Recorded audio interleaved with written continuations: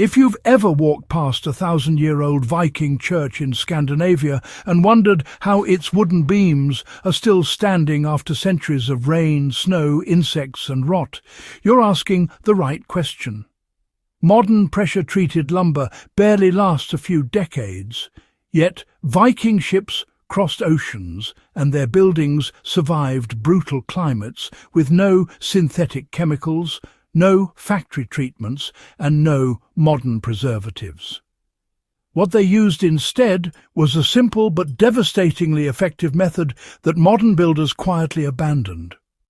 By the end of this video, you'll understand exactly what that method was, why it worked so well, and how you can still apply it today if you care about long-lasting wood. Why Viking wood survives when modern treated lumber fails. The Vikings lived in an environment that punished wood relentlessly. Constant moisture, freezing temperatures, fungi, insects and salt air would destroy untreated timber quickly. They couldn't afford short-term solutions. Wood had to last for generations. What modern builders often forget is that durability was not achieved through chemicals alone, but through understanding biology, moisture and decay at a fundamental level. Viking builders weren't guessing. They observed which timbers survived and refined their methods over centuries. The rot-proof wood-dip Vikings relied on was pine tar, not paint or oil. The secret was pine tar, sometimes called Stockholm tar, produced by slowly burning resin-rich pine roots and stumps in oxygen-limited pits. This wasn't a surface coating meant to look good. It was a penetrating preservative that soaked deep into the wood fibres. Pine tar is naturally antifungal, antibacterial, water-repellent and insect-resistant. It didn't just block moisture, it actively poisoned the organisms that cause rot. Unlike modern sealants that crack and trap moisture underneath, pine tar remains flexible. It expands and contracts with the wood. That flexibility is one of the main reasons Viking ships could flex in heavy seas without the protective layer failing. Now, let's talk about how the dipping process actually worked, and, well, why dipping really mattered so much more than simply brushing tar onto the wood. You see, Vikings didn't just casually brush tar onto their finished structures. Instead, they treated the wood before any construction even began. Planks, posts and beams were often warmed up and then dipped, or sometimes just heavily soaked, in heated pine tar. Heating the tar lowered its viscosity, which allowed it to penetrate deeply into the grain of the wood. This step is absolutely critical, and, you know, it's a detail that's all too often ignored today. When wood is saturated from the inside out, it becomes far less hospitable to fungi and insects. Surface treatments, well, they only protect what you can actually see. But dipping, on the other hand, protects what you can't. That's exactly why so many Viking timbers show preservation all the way through, not just on the exterior. Now, why doesn't modern pressure treatment outperform this ancient Viking method? Well, modern pressure-treated lumber relies on water-based chemicals that are forced into fast-grown wood. These chemicals, you see, tend to leach out over time, especially in wet environments. And once they're gone, decay begins rapidly.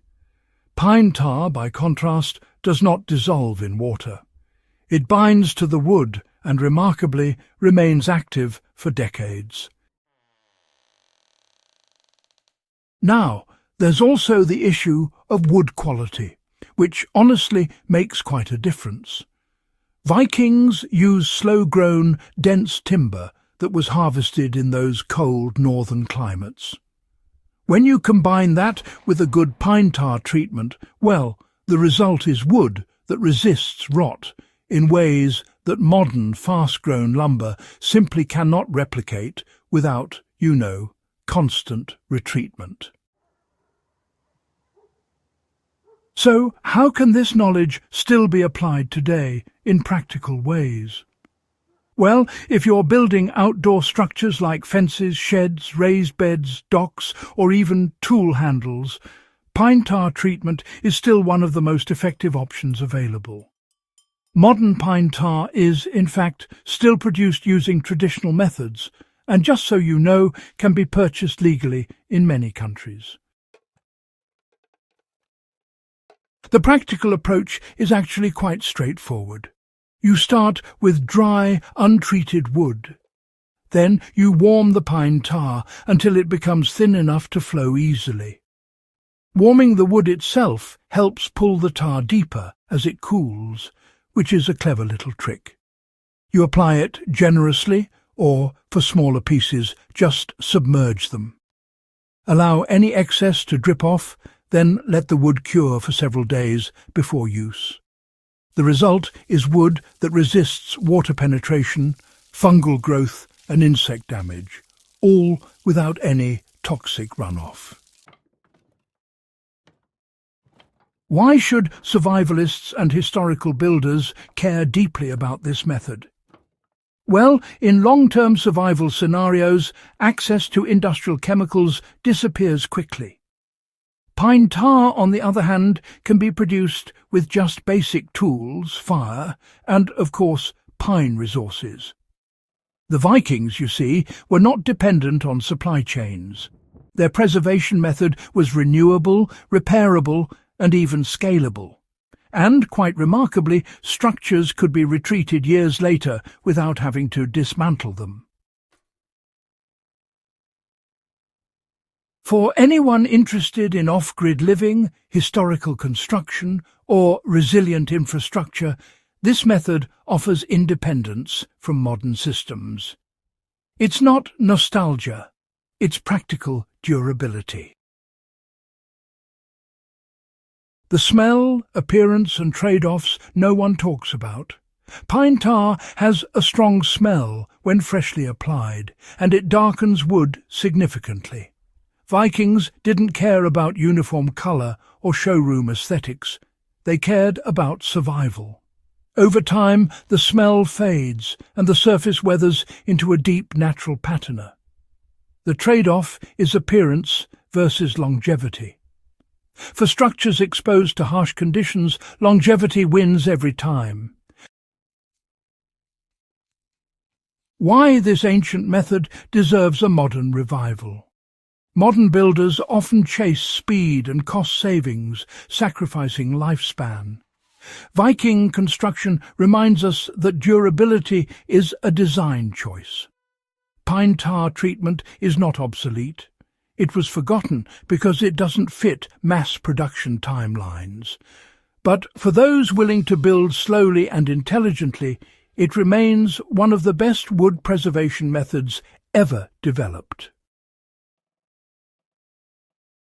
If this deep dive into forgotten historical knowledge was valuable to you, make sure to subscribe to the channel for more serious, research-driven content like this.